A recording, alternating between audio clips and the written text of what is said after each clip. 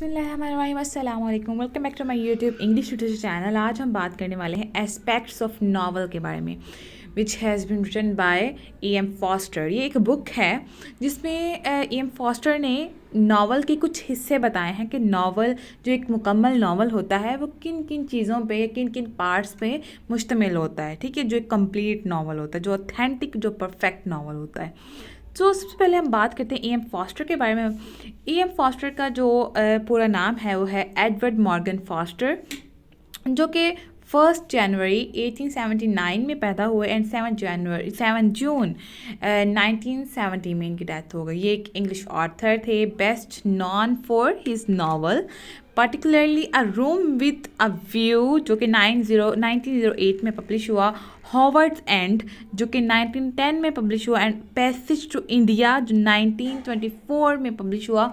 ये passage to India जो है ये आप MA के पार्ट में, पार्ट 2 में या पार्ट 1 में या 8th सेमेस्टर में पढ़ेंगे इंशाल्लाह, जिसकी डिटेल वीडियो मेरे चैनल पे और क्वेश्चन भी एज वेल मेरे चैनल पे इसका अवेलेबल है। तो अगर आप जानना चाहते हैं कि पैसेज टू इंडिया क्या है तो आप लोग वहाँ पे जाके डिटेल में लेक्चर ले सकते हैं। अब इन्होंने बहुत शॉर्ट स्टोरीज लिखी हैं, एसेस लिखे हैं, स्पीचेस, ब्रॉडकास्ट भी इन्होंने बहुत की हैं, और बायोग्राफीज़ और पीजेंट प्लेज इन्होंने बहुत ज़्यादा लिखे हुए हैं। He also coauthor the opera Billy Bird. ये ओपेरा बिली बर्ड एक राइटर हैं, उनके भी ऑथर, उनके साथ जो हैं ये काम मिल के करते रहे हैं। ठीक है, today he is considered one of the most successful of the Edwardian era English novelist. Edward का एक एरा था जो किंग था, ठीक है, उसके एज के परफेक्ट और बेस्ट नॉवलिस्ट कहलाते हैं एडवर्डियन एरा के। इस वजह से इनको मोस्ट फेमस नॉवलिस्ट कहा जाता है। अब ये जॉनरा जो यूज़ करते थे वो रियलिज़म, सिंबलिज़म और मॉडर्निज़म था।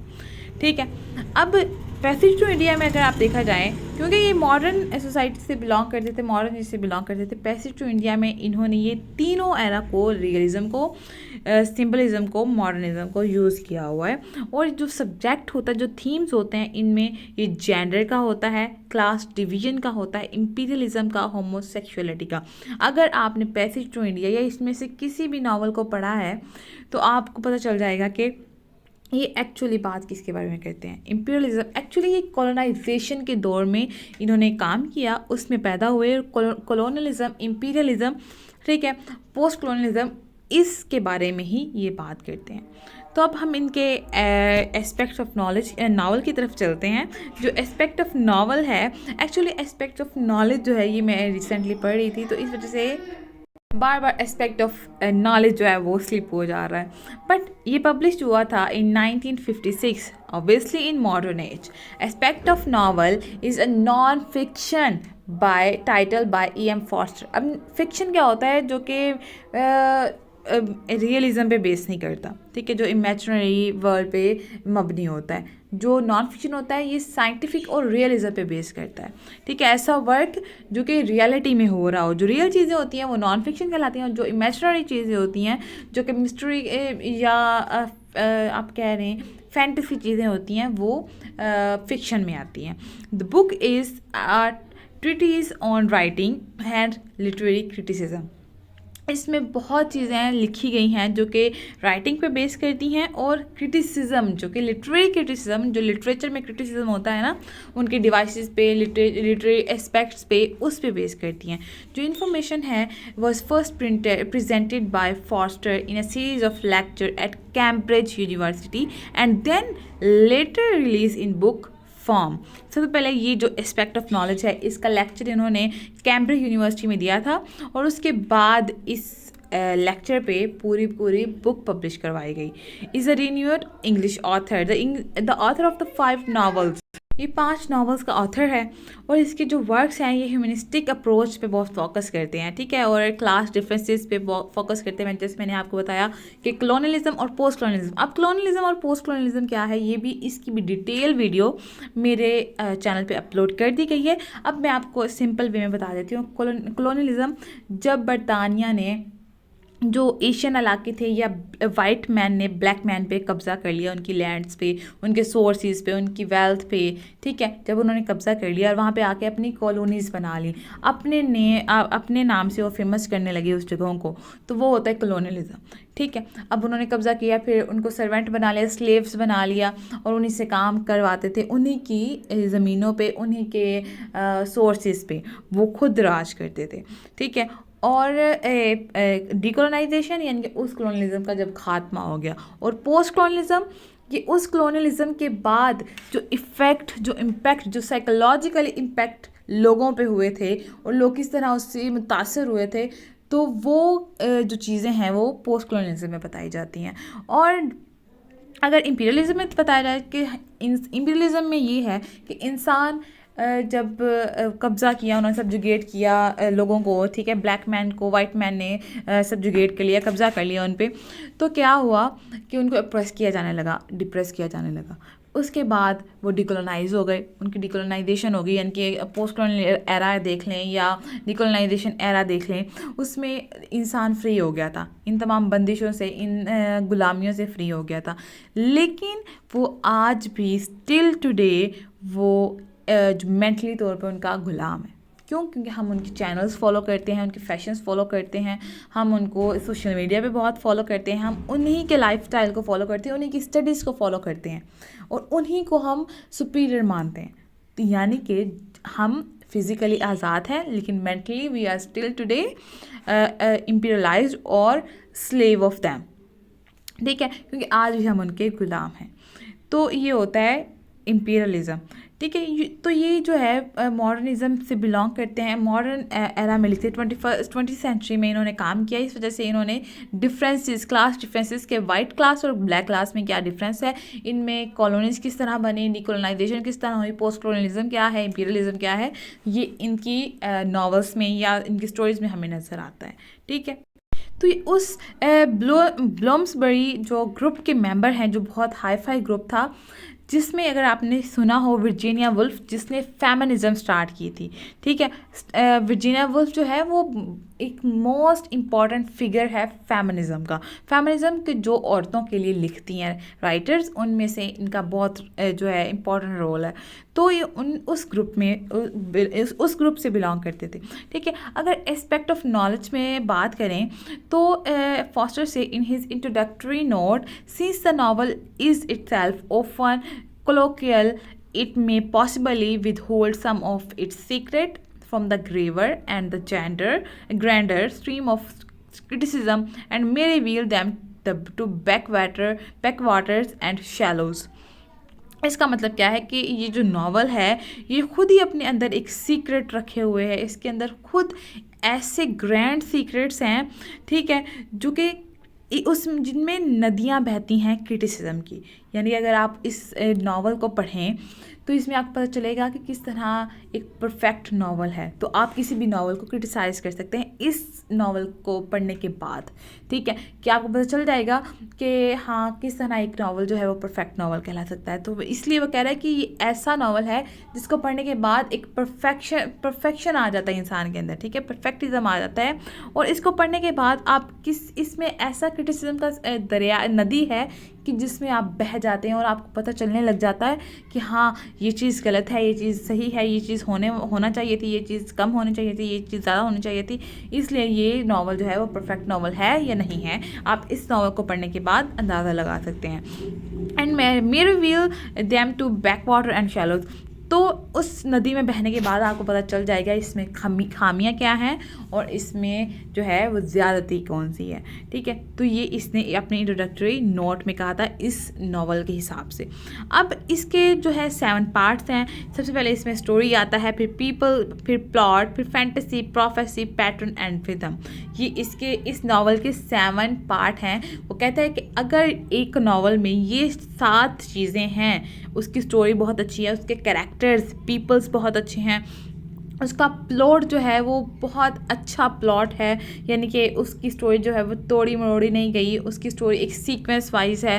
फिर उसके बाद उसमें फैंटेसी यूज़, इमेजनरी चीज़ें और प्रोफेसी के आज के दौर में आपकी फैंटेसी और प्रोफेसी का मतलब एक्चुअली पहले ये, अगर हम समझें इसको सिंपल लैंग्वेज में, कि फैंटेसी आपके आइडियाज़ और प्रोफेसी के आप मतलब भविष्यवाणी जो करते हैं या आप फ्यूचर के बारे में बताते हैं, तो वो प्रोफेसी होता है। तो इसमें बताता है कि आपके माइंड में उस एज को लेके कौन से आइडियाज़ हैं, कि आपकी एज किस तरह की होनी चाहिए, या आप सोसाइटी को किस तरह रिफॉर्म करना चाहते हैं, और फिर आप पेशन गोइयाँ भी करें, प्रोफेसिस भी दें कि अगर इस तरह होता है, जिस तरह हम अपने आइडियाज़ को आपके सामने रख रहे हैं, तो सोसाइटी इस तरह की होगी, या अगर ये सोसाइटी ऐसी ही चलती रही जैसे अब है, तो इस तरह ये डिके में जा सकती है या डिस्ट्रॉय हो सकती है। अगर आप अपनी आइडियाज़ के थ्रू उसको प्रूफ करें, तो और एंड पे वही ये बता देंगे, अगर आप हमारे आइडियाज़ के थ्रू चलेंगे तो सोसाइटी में रिफॉर्मेशन आ सकती है। तो ये होती है फैंटेसी और प्रोफेसी। बाद है पैटर्न इसका क्या है, ठीक है, ये किस पैटर्न से बिलोंग करता है, इसका पैटर्न मतलब ऑथेंटिक है या रीज़नेबल है या नहीं, और इसमें रिदम क्या है, कि स्टोरी किस सीक्वेंस से आ रही है, क्या उसमें सही स्टार्टिंग है, क्या उसमें सही एक राइजिंग पॉइंट है, क्या उसकी एंडिंग सही है, क्या उसका सस्पेंस सही है, क्या वो चीज़ें सही पॉइंट्स पे हैं जहाँ पे वो होनी चाहिए। जैसे हम पहले इंट्रोडक्शन करवाते हैं, फिर उसके बाद हमारा राइजिंग पॉइंट आता है, फिर अपना हमारा क्लाइमैक्स आता है, फिर उसके बाद हमारा जो स्टोरी है वो एंडिंग पॉइंट की तरफ जाती है और फिर एंड हो जाता है। तो ये एक रिदम होता है, इस रिदम से ही स्टोरी जो है वो बताई जाती है। तो अब हम इसको पढ़ते हैं, डिटेल में पढ़ते हैं कि स्टोरी क्या है और इसके तमाम पार्ट्स जो हैं वो किस तरह के हैं। स्टोरी जो है इसके बुक का फर्स्ट चैप्टर है, इसमें वो बताता है कि जो स्टोरी है ना, फॉस्टर कहता है कि that a novel in its most basic form tell a story by arranging narrative events in time sequence and the story should be founded on the question what happened next. अब वो कहते हैं जो story है ना, वो एक main point होता है किसी भी स्टोरी का, किसी भी नॉवल का, किसी भी बुक का, ठीक है। किस तरह, क्योंकि इसी से हम बताते हैं कि एक ऐसे सीक्वेंस में हम कोई भी कहानी सुनाते हैं, नरेशन करते हैं, नरेशन कहते हैं सुनाना या बताना, ठीक है। अब नरेटर जो सुनाने वाला है वो इस तरह सुनाता है कि अगला बंदा सस्पेंस में पड़ जाता है, उसमें सस्पेंस क्रिएट हो जाता है कि व्हाट हैपन नेक्स्ट। और स्टोरी का सीक्वेंस हमें यही बताता है कि आगे क्या होने वाला है। अगर एक स्टोरी एक सीक्वेंस में नहीं है तो वो एक वेल स्टोरी नहीं कहला सकती। A good story however must had value. एक स्टोरी जो एक अच्छी स्टोरी है उसकी एक अहमियत होती है, एक वैल्यू होती है, उसी से पता चलता है, उससे सस्पेंस क्रिएट होता है और अगला बंदा खुद इंटरेस्ट लेता है उसमें कि हाँ आगे बताओ क्या होने वाला है, ठीक है। He removed on the discuss an example the Antiquary by Sir Walter Scott. Scott's work is indeed found on the what happened next question. अब वो कहते हैं कि जो अच्छी स्टोरी होती है वो अपने साथ एक क्वेश्चन लेके आती है। वो कौन सा क्वेश्चन है? What happens next? आगे क्या होने वाला है। क्योंकि अगर आप की अच्छी स्टोरी नहीं है, आप किसी को स्टोरी सुना रहे हो, वो बोर हो रहा होगा, कभी नहीं पूछेगा कि आगे क्या हुआ, ठीक है। लेकिन अगर जो सस्पिशियस स्टोरी होती है, मिस्ट्री स्टोरी होती है, मिस्टोरिकल स्टोरी होती है ना, वो अपने साथ एक अच्छा क्वेश्चन लेके आती है और वही एक स्ट्रॉन्ग स्टोरी होती है जो कि पूछती है what happens next, but it lake value. अगर इसमें नहीं है ये व्हाट हैपन नेक्स्ट वाला क्वेश्चन, तो इसका मतलब है कि उसमें कहीं ना कोई कमी है। In contrast, War and Peace by Leo Tolstoy is good example of sequence of event that unfold over time while adding value, ठीक है। अब वो कहता है कि ये एक वॉर एंड पीस एक वर्क है लियो टॉलस्टॉय का, जिसमें बहुत अच्छे से स्टोरी को एक्सप्लेन किया गया है, उसके इवेंट्स को एक्सप्लेन किया गया है, उसके सीक्वेंस को एक्सप्लेन किया गया है, और टाइम के साथ जहाँ पे जो उसकी वैल्यू होनी चाहिए वहाँ पे उसकी वही वैल्यू एक्सप्लेन की गई है, ठीक है। अब नेक्स्ट हमारे पास इसका फर्स्ट चैप्टर आपको समझ आ गया होगा स्टोरी क्या है, अच्छी स्टोरी की क्या वैल्यू होती है, जो है वो बैड स्टोरी की क्या और गुड स्टोरी में डिफरेंस क्या होता है, ठीक है। अब नेक्स्ट हम बात करते हैं पीपल मीन कैरेक्टर्स। जो हम स्टोरी में कैरेक्टर एक्सप्लेन करते हैं उसके बारे में बात। अब ये कहते हैं कि कैरेक्टर्स या पीपल दो तरह के होते हैं, flat and round. Flat character कौन से होते हैं और राउंड कैरेक्टर कौन से होते हैं? फ्लैट कैरेक्टर वो कैरेक्टर होते हैं जो कि एक या दो हीरो या हीरोइन प्रोटैगनिस्ट जो होते हैं, ठीक है, वो हमेशा एक जैसे ही रहते हैं, उसका शुरू से लेके एंड तक एक ही रोल रहता है। ठीक है, फ्लैट कैरेक्टर से बोलते हैं, जो कि शुरू से लेके एंड तक एक जैसे रहते हैं। और हीरो और हीरोइंस शुरू से लेके एंड तक उनकी वही आदत, वही क्वालिफिकेशंस, वही जो है वो खूबियाँ दिखाई जाती हैं। वो शुरू में भी अच्छे होते हैं और एंड तक भी अच्छे ही रहते हैं, वो चेंज नहीं होते। और राउंड कैरेक्टर जो कि बदल जाते हैं, ठीक है, जो किसी की बातों में आके बदल जाते हैं, जो कभी कभी किसी की बातों में आके बदल जाते हैं, तो उनका कैरेक्टर जो है ना वो टाइम से जो है वो with the passage of time या ग्रेजुअली वो चेंज होता रहता है। वो कभी उसके अंदर कोई फीलिंग होती है, कभी कोई कभी कोई कभी कोई, ठीक है, एक जैसे नहीं रहते। लेकिन फोस्टर कहता है कि दोनों कैरेक्टर ही ज़रूरी होते हैं। जो मेन कैरेक्टर होते हैं उनको फ्लैट कैरेक्टर बोलते हैं, फ्लैट पीपल्स। और जो माइनर कैरेक्टर्स होते हैं ना, जैसे चाची फूफी ताई वगैरह, इस तरह के जो कैरेक्टर्स होते हैं वो होते हैं राउंड कैरेक्टर्स। अब those who dislike Dickens have an excellent case. अब वो कहता है कि ये जो करेक्टर्स हैं ना हमारे, ये चार्ल्स डिकन के स्टोरीज में या उनके वर्क्स में बहुत अच्छे से एक्सप्लेन किए हुए हैं। ही आउट टू बी बैड। अब वो कहते हैं इस तरह अच्छे से एक्सप्लेन किए हुए हैं ये वाले करेक्टर्स कि उनके करेक्टर्स जो है ना वो बुराई से निकलते हैं। ठीक है, उनके करेक्टर में हमें पढ़ने से पता चल जाता है कि कौन सा कैरेक्टर बुरा है और कौन सा कैरेक्टर अच्छा है। ठीक है, वो कहता है कि उनके कैरेक्टर जो होते हैं ना वो इस तरह के अच्छे हैं कि वो बुराइयों से गुडनेस की तरफ आते हैं, बैडनेस से गुडनेस की तरफ आते हैं।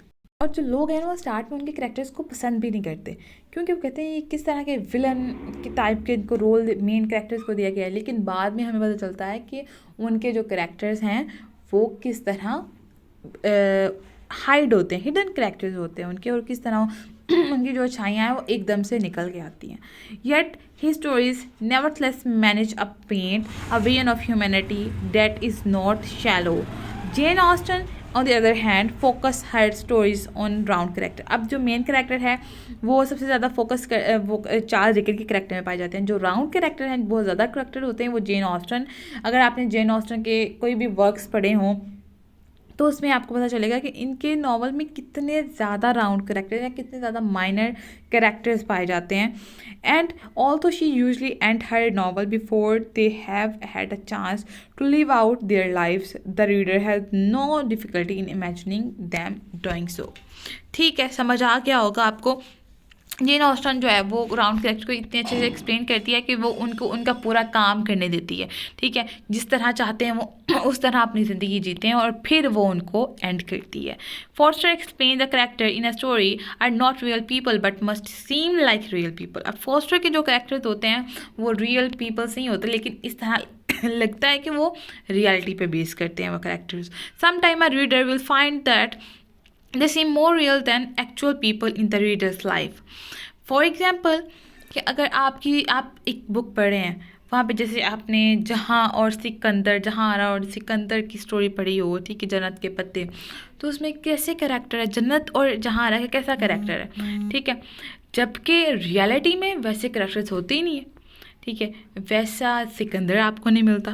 ठीक है, मुझे अब एग्जैक्ट नेम नहीं पता नहीं सिकंदर भी है या कुछ भी है, लेकिन मैं इतने नॉवेल्स की पढ़ती नहीं हूँ, लेकिन मैंने सुना है कि उसका कैरेक्टर जो है वो बहुत अच्छा है। तो अगर आप देखें तो रियलिटी पे बेस जो वो कैरेक्टर है वो रियलिटी में वैसा कुछ होता ही नहीं है। ठीक है, वो रियलिटी बेस्ड कैरेक्टर्स नहीं, लेकिन ऐसा लगता है जब आप पढ़ते हैं ऐसा लगता है कि वो रियल कैरेक्टर्स हैं। अब वो ऑथर के बारे में बताता है कि जो एक ऑथर होता है ना, sometime a reader will find that they seem more real people than. अच्छा, वही बात हो गई। अब वो ऑथर के बारे में बताता है कि वो ऑथर जो होता है ना वो करेक्टर की हिडन और इनर लाइफ को इस तरह रिवील करता है कि पढ़ने वाले को लगता है कि ये रियलिटी है, लेकिन एक्चुअल में वो रियल कैरेक्टर्स नहीं होते। Forster also goes on there to discuss that while activities like sleeping and eating don't take up much space in stories, love is usually over represented. तो इसकी जो है स्टोरीज वो रियलिटी बेस हैं, ठीक है, लगती हैं लेकिन होती नहीं है। तो उसके कैरेक्टर्स जो हैं वो खाते हैं पीते हैं रियलिटी मतलब जो रियल पीपल्स उनकी तरह, लेकिन एक्चुअल में वो एग्जैजरेट किए गए हैं। फिर plot in this chapter of plot Foster explained that a story is a narrative of event, but a plot is a narrative of events that focus on casualty. अब वो कहते हैं, जो फॉस्टर एक्सप्लेन करता है कि जो स्टोरी होती है ना वो इवेंट्स को एक्सप्लेन करती है, और लेकिन जो प्लॉट होता है ना वो कैजुअलिटी को एक्सप्लेन करता है। Negative event that focus on casualty, उन इवेंट्स पे को एक्सप्लेन करता है जो के कैजुअलिटी पे बेस करते हैं। फॉर एग्जांपल, ऐसा तो नहीं हो सकता ना आप कोई स्टोरी सुना रहे हैं तो उसमें आप पहले बता दें कि आप पहले मर गए हैं फिर ज़िंदा हुए हैं, ठीक है। ऐसे तो नहीं कह सकते ना कोई बच्चा है वो बूढ़ा हो गया है फिर बच्चा हुआ है, कोई इंसान बूढ़ा हो गया फिर बच्चा हुआ है, नहीं। जो कैजुअल लाइफ चल रही होती है उसी की तरह, जो एक आम जिंदगी होती है उसको उसी की तरह एक्सप्लेन करना, वो क्या कहलाता है, वो एक प्लॉट कहलाता है, ठीक है। वो फोकस, जो एक अच्छा प्लॉट है वो कैजुअलिटी पे फोकस करता है। Where's in a story might say the king die and then queen die, a plot would say the king die and then the queen die of grief. अब ऐसा तो नहीं हो सकता, वो बताता है कि एग्जाम्पल दी है कि एक बादशाह मरा और साथ में उसकी वो क्वीन भी मर गई, उसके बाद उसकी क्वीन मर गई।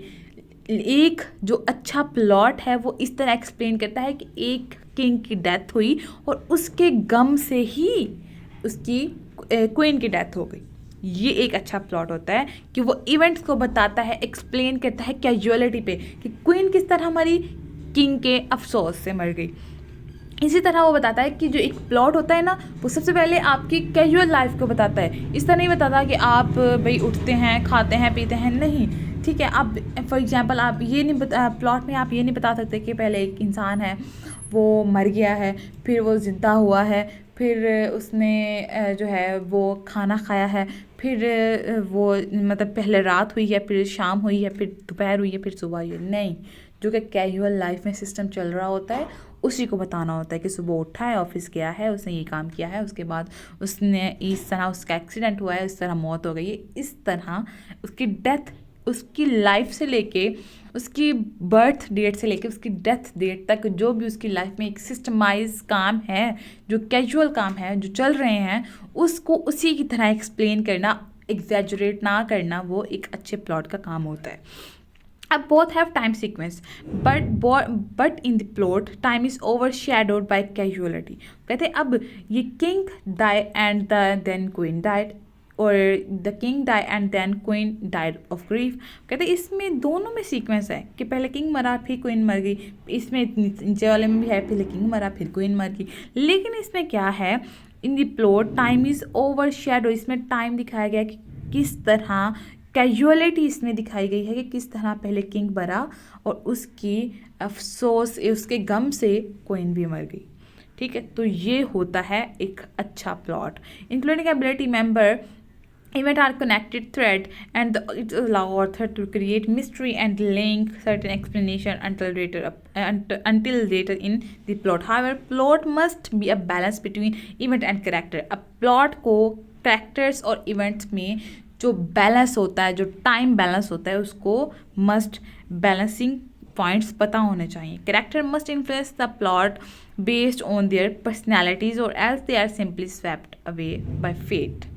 समझा कि ये प्लॉट क्या है। अब फैंटेसी की तरफ चलते हैं। फैंटेसी क्या है, जो एक मैंने आपको पहले भी एक्सप्लेन किया है, जो आपकी इमेजिनेशंस होती हैं वो फैंटेसी होती हैं, और जो आपकी प्रोफेसीज होती हैं जो आप नेक्स्ट बताते हैं कि नेक्स्ट आने वाली ज़िंदगी में किस तरह होगा, तो वो प्रोफेसीज होती हैं। जैसे कि अगर आप देखेंगे फॉर एग्जांपल आज के दौर में अगर कोई मूवी है तो वो बताते हैं कि आज का दौर ऐसा है और 2050 में क्या दौर होगा, किस तरह के लोग होंगे, तो वो क्या होता है, वो प्रोफेसीज होता है।